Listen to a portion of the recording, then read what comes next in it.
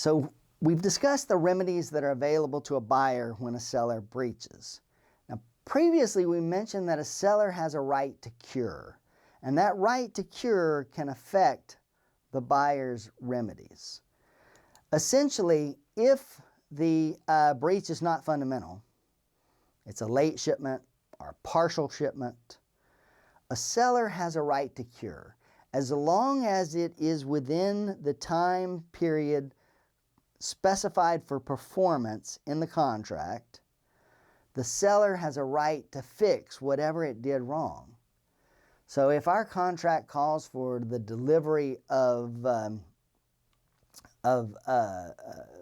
supplies by the end of November, by November 30, and on November 15 I deliver non-conforming goods, you as a buyer have an obligation to inspect the goods, notify me of the nonconformity, and then I am entitled, because I still have time to perform under the contract, to fix that problem, to cure the breach.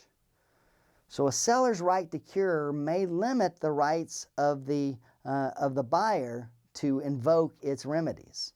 The buyer's remedies may be subject to the seller's right to cure. Now the seller's going to take on additional cost, but if it does so, it will excuse the failure to perform. The seller may remedy its failure to perform by providing, as long as it's within the time for delivery, matching conforming goods. In fact, a seller's right to cure may void the buyer's right to reduction in price. Remember that if, say in the case of the hard drives we talked about, the hard drives were shipped, the 250 gigabyte hard drives, as long as there's time to cure the breach, the buyer may not be able to invoke that right to price reduction.